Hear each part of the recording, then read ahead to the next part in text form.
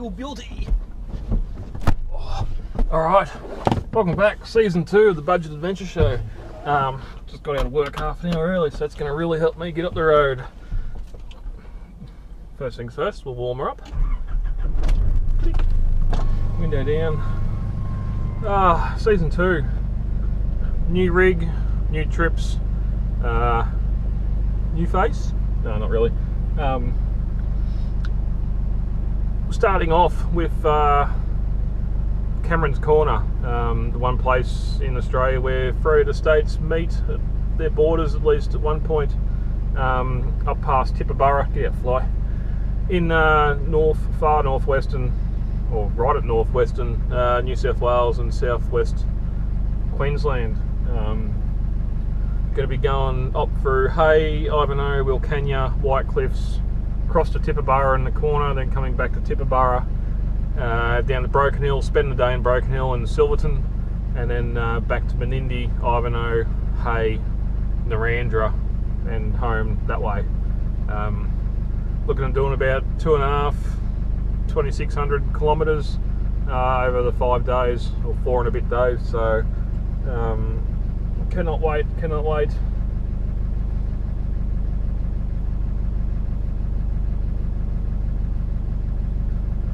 Back in the 90s, I've only dealt with old Land Cruisers and that, but back in the 90s I reckon every single diesel had a turbo timer, or if it didn't, you put one in it.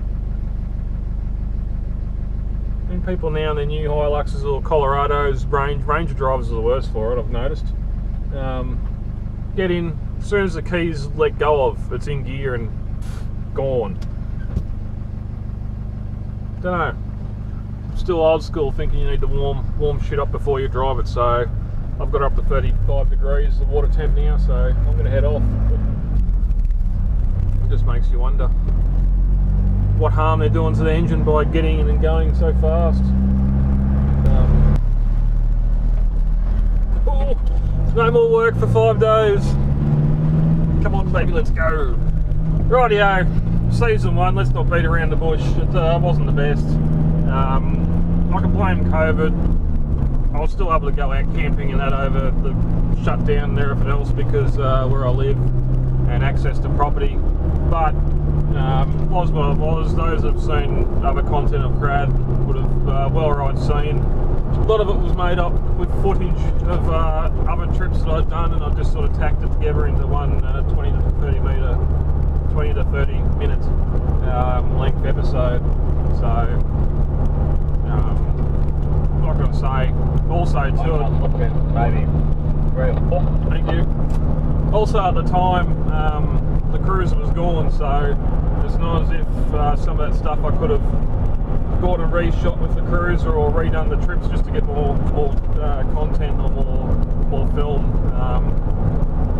which is why most of it was drone footage, which I didn't want to do because I've got the other channel for drone footage, so I don't really want to incorporate too much of that into this show, apart from some establishment shots and that sort of stuff. But so season 2, going to do more of a travel log type of show. Still aim for that 20-minute mark episode. Same format as you've seen. On top here. Same format as you've seen in the first season. Where we're going, getting there, the equipment check, and then what we're doing in the area, or what have you, cooking, budget kitchen, and then finishing up there and returning home at the end. So still going to stick to that format, but if I followed the same idea as that, I'll be filming from now until August, and then by probably November, and late November, release all the episodes one at a time each week. However many episodes we got to. I was hoping for 8 season 2 to double up, but we'll see what happens. But I thought instead of doing that, and just so there's fresh content on the channel, I'll just go on a trip. I hope to do at least a trip a month. This one's going to be a big trip, so it might cover 2 or 3 episodes. We'll see what happens when it all gets edited together. But once a month, release a trip, any little thing I do in the meantime, if it's more work on the ute, on the canopy, trying to work out this friggin' shake, this piece of shit, I'm gonna get rammed up here. Got another patrol. Go for it. I just release little videos like that during the months, and that way there's always some sort of content on the channel. So I can't guarantee. I don't know what that's going to be until it actually happens. So that's the aim for season 2. Get out and see a bit more than just the big high country. Although there will be some returning trips up to the big high country. Oh, thank you. Stop it. If anyone wants to have a guess of what's doing that, wheels are aligned. I've changed wheels and tyres and rims, and it still does it. So it's something to do with the front end. It just gets that 85 km mark and just shakes its ass off when it's cold, or when you lean into a corner like it's doing now. Panhard rod bushes have been done. It's been into local tyre power and had a safety check done. All the ball joints, all that sort of stuff's done. We've done new wheel bearings, new kingpin bearings, tail shafts aren't bent. Something's causing it, and it's shitting me. Here I'm about to do this big trip away with a vehicle that's really not 100%, and I'm not going to enjoy myself.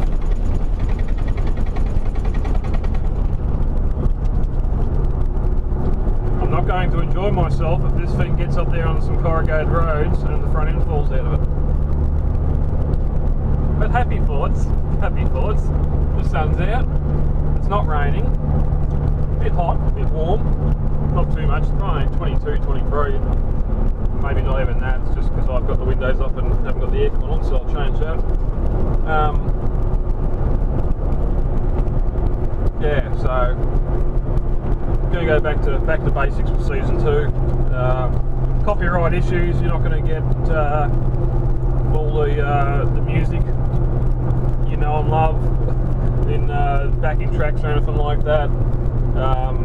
After work on the intro, I don't think we're going to get a full intro either, just to sort of keep that music down because of YouTube copyright and everything else. So we might do some searching online, try and find some royalty-free stuff that's not too bad on the ear, or doesn't make the cat run away anyway. So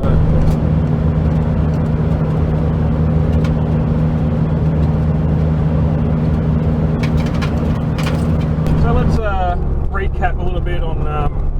This is the third attempt to get up there. Attempt 1, we go all the way back to, I think it was April of 2020, and of course, as we all know, shit went south and the New South Wales Victorian border was locked. Slow down, let this bloke get around me because I've got a suspicion this thing's going to start shaking again. Border was locked, accommodation had been booked, but unfortunately Victorians are only able to go 50 k's north of the border, so I cancelled, even though I was going to go, thinking what's the chance of getting pulled over that far out. I could lie and say I already across the border or whatever else at the time, but I'm sure a couple of phone calls from the police to someone would see straight through my bullshit straight away, so that didn't happen. Fast forward to start of March this year. Last time I'd done a Broken Hill trip, it was March, Victorian Labour Day long weekend, and it wasn't too bad. It was about 33 degrees during the day, which was a little bit warm, but aircon, it was fine, and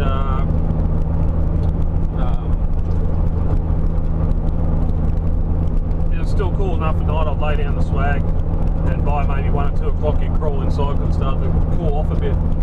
But then of course we had our circuit breaker lockdown.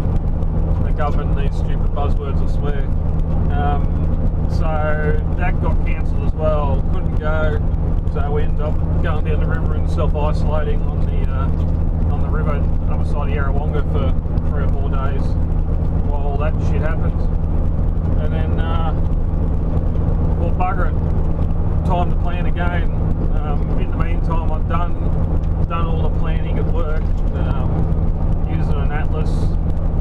thing, and I'll show you a little bit of that later on.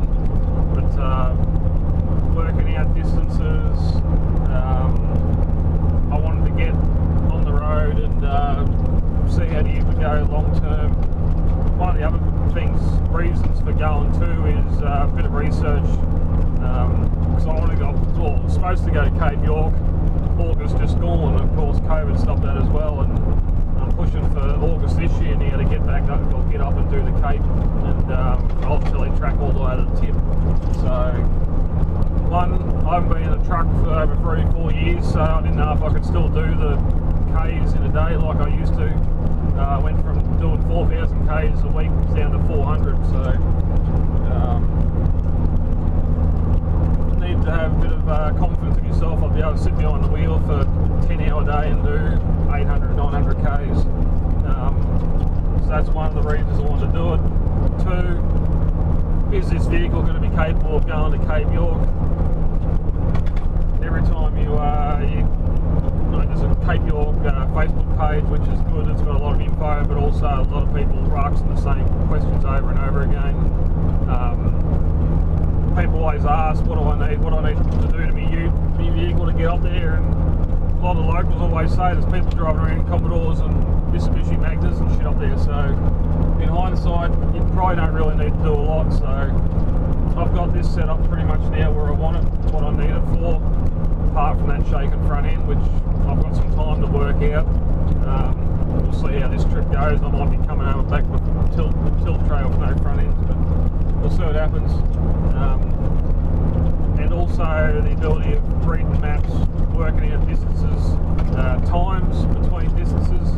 I'm only sitting on about 92, 93k an hour, so just because of the roof rack and spare tyre up there, making it more of a brick like the Cruiser was. I just want to slow it down a bit, let it poke along, hopefully bring the fuel economy down. I've guesstimated for about 16 litres per 100. If I can come down to 14 or even 15, or if I could be under that 16, it'd be good. That way I can sort of plan. Once you're getting away from the towns, you'll stop and start and just cruise control on, doing your 93, 94.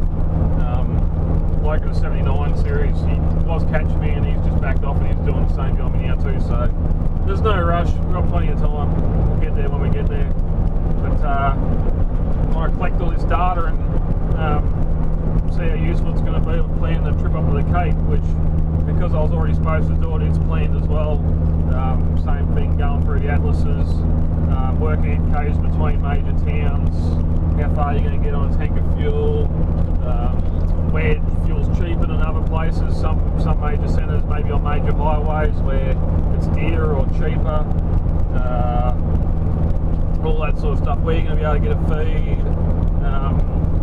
Just going to have a layover for a day in Cairns, just depending on weather, because I'll be going up by the Creb track, which you get a spot of rain on it and it's impassable, so, well, I'm not even going to try to do it anyway.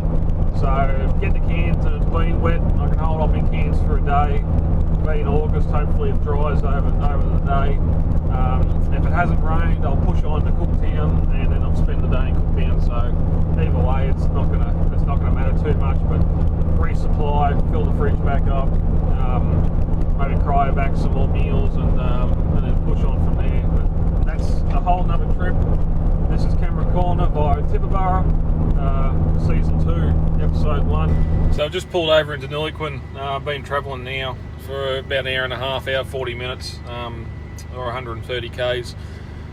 Into Niliquin, town of about 8,000. It's probably the largest town we're going to go through before we get all the way to the top and then back down to Broken Hill.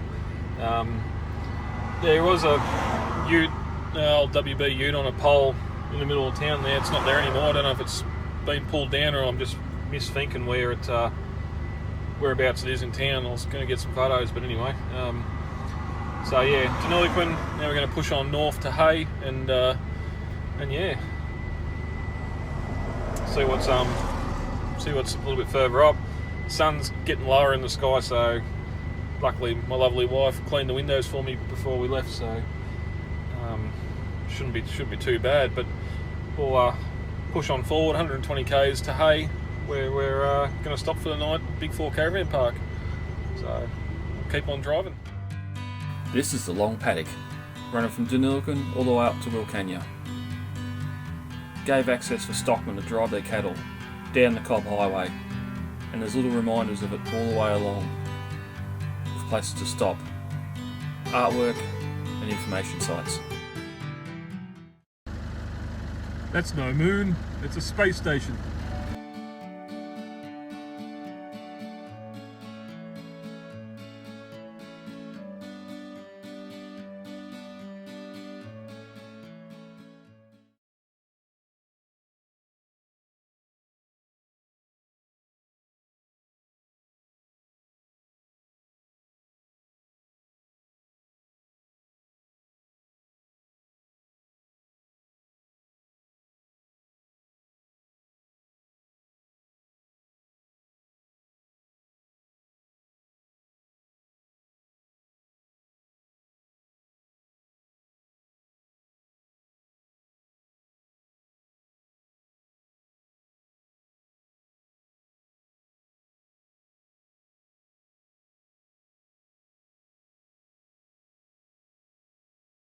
Here we are, got into Hay. What is it? 6 o'clock. So what time we leave? Just after 2. So 3, 4, 5. Yeah, 3 and a bit hours. Lost about half an hour out in the plains with the drone in the air. So in the Hay, fuel's $1.30, $1.33.4. So cheaper than what I thought it was going to be. So we're going to fill up and get something to eat, and then we'll be around to the caravan park. That was better than I thought, even though I went to the wrong Bowser and got premium diesel and not regular diesel. It's the second time I've done that in this ute, and there's about a 5 cent difference. So it wasn't $1.34, it was $1.37 or $1.38, but only $93, not the $100 I thought it was going to be, so I'm already winning there. Ended up being 68 litres. I've done nearly 500 k's, which means I'm averaging 13.8, which is really good. It also means my trip computer is completely wrong because it's saying I'm averaging 16.1, so at least now I know on the flat with the cruise control on, doing about 93, using that 13.8, which is a lot better than 15 or the 16 I average. So hopefully I'm going to get back home by the end of all this and spend a lot less money on fuel and use a lot less fuel than I thought I was going to, so that'll be good. But time to go find the caravan park now and get ready for the night. At the end of a long work day and a 3-hour drive to add, there was nothing more to have a quick tea and climb into bed, to be nice and refreshed for the next morning. And that's where we'll catch you again, next week on episode 2 of the A Budget Adventure Show.